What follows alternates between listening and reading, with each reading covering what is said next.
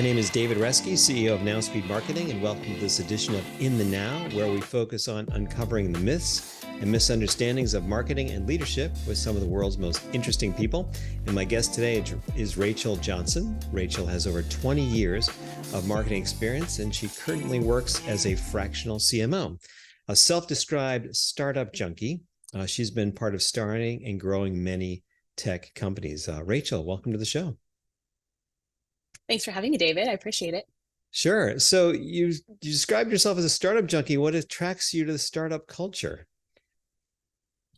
I think it's really the speed at which startups move and change. I've been a part of lots of startups, and I've also had the privilege of working in larger organizations through startup acquisitions like ExactTarget, Salesforce, and Angie's List. And I always tend to find myself back in startup land, as I call it, because of the speed at which businesses change. I really enjoy seeing businesses kind of go through their different stages, and mostly people bring me in for three different reasons. I'm kind of a interesting breed. Most of the time when I work with startups, they're bringing me in for three different reasons. The first one is to get the house ready. So when you're getting the house ready for sale, you need somebody to come in and decorate it, make it look really great. So I do that for a lot of companies. The second one is to build. So I have a unique superpower where a lot of people will see, a pile of dirt and some wood and a shovel, and a lot of people just see that, and I can actually visualize the house. And the third reason is after a lot of change or acquisition, or to help a company raise funds. So those are kind of the three reasons that I really enjoy kind of that startup scale up, size of business. You mentioned some really cool brands that you've been part of. Is there a favorite? Do you have a favorite that, or a really good experience that you liked in all those? So I'll tell you the one that I learned the most with, and then I'll tell you the one that I was the most, I'll say, interesting and influential. So I learned the most when I was at ExactTarget and Salesforce. I got the privilege to work under Tim Kopp, and his leadership was really influential in my career. It was at a pivotal moment in my career where I was young and hungry, and I had just come out of ExactTarget had just purchased iGo Digital, which became web products and some infrastructure inside of Salesforce. And the privilege to work under Tim and his group was really influential in my career. There's still some frameworks and methodologies that I still use today. And then also the most interesting was when I had the opportunity to be in the B2B team and run that at Angie's List. And Angie's List was a B2C company and membership driven model for a very, very long time. And I joined Angie's List kind of right after the paywall dropped. And they kind of beefed up their B2B side of their business and brought in a team of people where we had a lot of B2B experience. And being able to help them flip the model. And then we were acquired by IAC, who also owns Home Advisor. So to help a company like that be acquired was a really influential and change point in my career. Yeah, sounds like some amazing experiences. We're going to delve into a little bit of that today, and hopefully you'll be able to share some of those experiences as we Sure. as we talk about some of the issues. As you know, I like to start these conversations with a mythbuster question. And the myth that we talked about is the idea that demand gen and lead gen are the same thing. That's something a lot of people talk about. True or not true? How do you feel about that? Oh, David, this is a good one. So I was actually talking to a group of marketers the other day, and someone actually called me a lead gen marketer, and I froze. For those of us kind of in the business and in the marketing business, if you kind of live in that top of funnel realm, you know that lead generation and demand generation are not the same thing. And it really is different types of strategies that you utilize in order to create either demand gen strategies, and lead generation is a part of demand generation. And so when someone's like, hey, can you produce leads for us? I'm like, yes. And there's like an and to that question. demand generation, I feel like, is the umbrella that it does incorporate lead generation, but there's so much more to demand generation than just generating leads. And so I think your myth needs to be squashed, David. Perfect. All right, we're going to dig into that a lot more. So, if lead generation is part of demand generation, so what is the superset? Like, how do you kind of think of like demand generation? What does it entail? Is it, I mean, maybe that's too broad a question. Does it entail everything? So you try to unpack that for us a little bit. Sure. So demand generation for me is also a full funnel exercise. And some people think that demand generation is just top of funnel.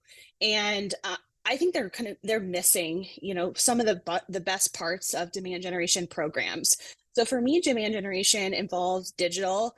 It also involves demand generation programs, which I learned that at ExactTarget and Salesforce. And then involves ABM, which I say that I use some frameworks that learned some frameworks there that I use today. We were doing demand generation and ABM at Salesforce and ExactTarget, back in the day, 2012, 2013 time period. We just weren't calling it that. We were targeting accounts versus people.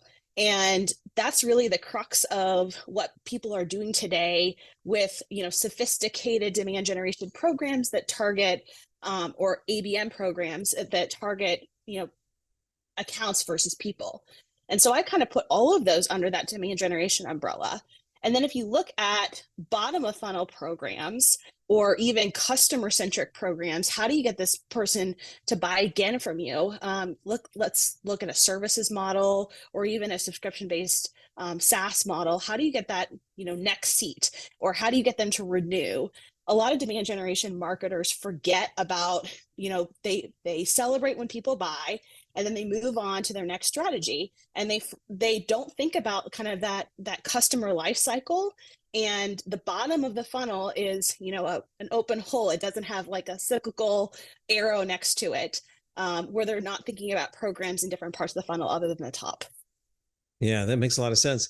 So, what do you say to executives who only want to invest in lead gen and don't want to invest in demand gen all the way through the funnels? I mean, they say, hey, we need leads, we got to feed sales, we got to sell something. We only want to spend money on lead gen. Forget that whole full funnel thing. What's your response to that kind of a request? Mm-hmm. So I've had the privilege of working in different industries. So I started my career in SaaS, and then I found myself in other industries outside of SaaS. So I've worked a lot in the construction industry, manufacturing, and some of those industries are highly cyclical, and they also are not, I'll say, in the 21st century sometimes. So they're thinking about, how do I feed my sales team now? And I understand. And so I think you first have to understand the problem of needing to feed the sales team now, but then you also have to talk to them about, how do you set yourself up for the future? And with the churn and burn lead idea, you're not setting yourself up for the future. It's piling leads on, and you're not looking at quality, you're really looking at quantity. And I've been, unfortunately, part of too many organizations that focus on how many leads did you bring in versus quality scores around those leads, and looking at pipeline versus pipeline created and opportunities won, and really focused on revenue versus lead generation. And so I start to ask CEOs, like, do you want me to be focused around how many leads are we bringing in, or do you want me to be focused around how much revenue are we generating? And they're like, well, it's obviously about the dollars. And I said, okay, well, then we're doing demand generation. And some of these programs are going to help benefit you now, but then I'm also going to build programs that are going to help benefit you next quarter and next year. And so usually then they're listening. And as long as we can help deliver fast results, as well as build kind of that pipeline for the future, we're doing demand generation versus lead generation. And so, in your experience, how long do executives need to be patient for that? So, is it something that because I think that every executive would answer the same way that the person you were talking to answered, right? So, I really want to focus on revenue. I don't just want to focus on the raw leads for the sales team. They may say that, but then you have a certain amount of time to kind of prove that that's true, right? So, in your experience, how much time do you get to kind of make that work for them? Yes, usually not enough. Yeah. So I show people this chart, and um, I can give this to you if you so you can include it for subscribers. And it shows two charts. And on the lead generation side, it has a chart with ROI and when people actually give up. And what it shows is usually people give up too late. Uh, and the ROI, they kind of the ROI window is already passed. So they're waiting and ROI doesn't happen and they finally give up with, and that's on the lead generation side. On the demand generation side, they give up too soon for that particular test. Mm. So people are giving up too soon to actually see true results.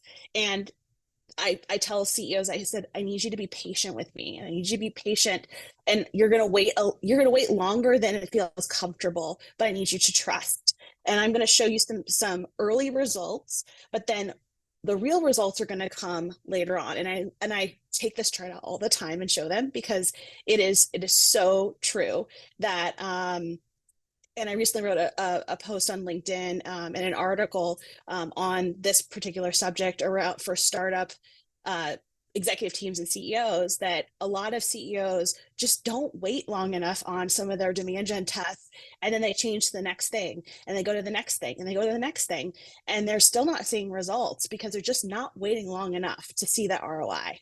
Yeah, I think we see that with clients too. Sometimes clients will say, "I tried that, that Google Ads thing, and yeah, that doesn't work." And really often it's Mm-hmm. because they didn't give it enough time, or they did it badly, and then it's not effective. In your experience with demand gen, what are the most underappreciated demand gen tactics or systems that you've used? Oh, That a lot of oh, people I'm would gonna say, bring. the obvious Yeah. ones, are there, but what are the ones that you kind of think about that people don't appreciate as much as they should? Yeah, this is a great one. And I love this question because people default, you're right, David, to digital. And they're like, I tried that Google ad thing, it doesn't work. I'm going to go really old school and I'm going to say direct mail. Hmm. I had the privilege of working at a company called PFL, and it's literally an old school printing company.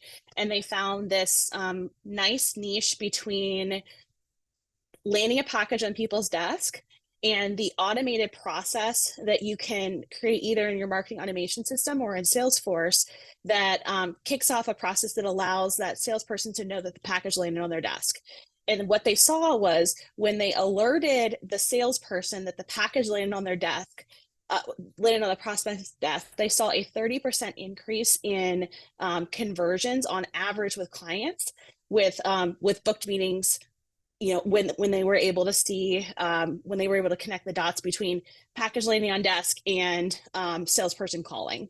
Hmm. So they literally created a whole product line and frankly category around this. And so I do this kind of offline with some of my clients as well, where we send targeted packages to a list, and I'll set, most of my clients are on HubSpot due to their size. And so I'll set up a workflow in HubSpot. I'll send alerts for the packages to the salesperson that's following up with those. We'll set up an automated workflow in HubSpot, and then the salesperson will follow up, and it works beautifully. We were able to, one of my clients, we were able to get them $7 million in new contracts with a $130 per piece direct mail piece. And it was right list, right contacts, right message, and the deliverable perfectly fit, their particular problem they were solving. It was very clever as well. So we actually got a message from our one of the campaigns that we sent out. It was a message back to the salesperson, and they said, "Okay, you have my attention." Wow, And sounds like a that's all you're buying. Yeah, yeah, it sounds is like a a meeting. really effective campaign, and in measuring that in terms of revenue is really the way to go. This debate between lead gen and demand gen, do you think part of it is because certain types of businesses work well for lead gen, and some certain types of businesses maybe work better, for maybe a longer sales cycle for demand gen. And if that's true, what kinds of businesses work better for a full funnel demand gen strategy? Or is your position that all businesses really should be thinking long term, or more integrated for a longer term demand gen approach? That's a great question, David. I've worked both on the B2B side of the house as well as the B2C side of the house, and B2B2C. And I found traditionally B2C businesses or highly transactional B2B businesses tend to potentially work better on a lead generation model, just because you need a high volume, and you don't necessarily care about the quality concerns, because it's just a highly transactional type sale. So Yeah. think about, you're going to go to the store and buy a shirt. You know that you have a clothing budget, that you're going to buy a shirt that day, and you have, four choices at, an outdoor mall, or, five choices online, or you buy from these stores. You're going to buy a shirt, regardless, and it's a matter of where and, what kind of shirt and what's the price. Um, in a B2B sense, let's say I'm going to take it back to construction again. Let's say it's a painting project. You're going to get your house painted, and it's a matter of who and what's the price and where. Usually when people have, a larger sale where you're buying, and the cost of the application on a B2B perspective is a higher dollar amount. It affects multiple different departments. You have a buying group involved. Usually those are the ones that I suggest people use demand generation instead of lead generation, because you have to be more prescriptive on your marketing tactics. And you're usually more concerned with the company and the people within that company, and you're again more prescriptive on kind of what your marketing tactics and programs are. Then lead comes in the door, they're going to buy a shirt or they're going to paint their house, and then it either closes or doesn't close. Yeah, that's a really good distinction. We have a client that's a tree services company, and so one of their services is storm tree removal, right? So storm comes through the area, and they want to be the one you call when you need the storm cleanup and that kind of thing. There's not a long sales cycle. There's not a lot of influencers. There's not a lot of repeat business. The storm happens, and you get that tree removed, once every 5 years or something.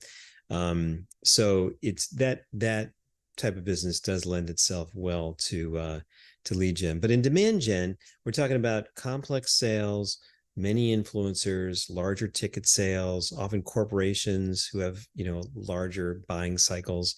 So in that environment, I think I've seen some businesses might have like a 1 month sales cycle, or sometimes like an 18-month sales cycle. So it's a long sales cycle. So as you think about that, what are some of the other tactics that kind of we should be thinking about? How do we think about like tactics across the entire buyer's journey? Is it like content and emails and sales calls, and how do you kind of break apart those tactics and get me beyond just the lead gen, across that whole buyer's journey? I think it goes back to your marketing strategy and how your team plans and activates programs in general. So being able to think about, what are the jobs to be done? What does your buyer actually need from you? And at what pace do they think about you? Is it every time a storm rolls through, do they think about you, or is it something different? So being able to understand, at what pace and when kind of in their buyer's journey are those milestones. And then what I do is I recommend to clients, then they plot at those inflection points and those milestone points, as I call them, tripwires at those inflection points, to make sure that we have demand gen programs at those inflection points. And that's really how I build some of my marketing programs. To take you through a practical example, the activation strategy that I see at a lot of clients, especially early stage, is very immature. So, I see either clients producing way too much content, or not enough content. They're content starved. And it's usually one of those two extremes. I haven't worked with a client that's kind of like in the middle and has like the perfect amount of content. And on the one side where they're producing way too much content, usually they're compensating for a lack of activation strategy. And I tie activation strategy directly to demand generation, because if a company doesn't know how to effectively activate the resources that they have, they're probably not going to be very good at demand generation. And then you're going to see that in pipeline numbers, and on down the line as far as their funnel goes. If they're content starved, they probably don't have any assets in order to put out into the demand generation strategy. And again, you're going to see a similar result. So a lot of times I start my work with clients on an analysis and say, where are you on this spectrum? And I look at content as kind of a great gauge, because it's very easy to see, like, what is your content strategy? Do you have tripwires and gates in place? Are you cross-selling or upselling content on your own site? What does your social strategy look like? Things like that are very easy for us to see from an outsider's perspective on what is the reflection of that going to be on your demand generation strategy. And that I do that even before I walk in the door, which allows me then to have a pretty good idea as to what I'm going to be walking into when it comes to demand generation.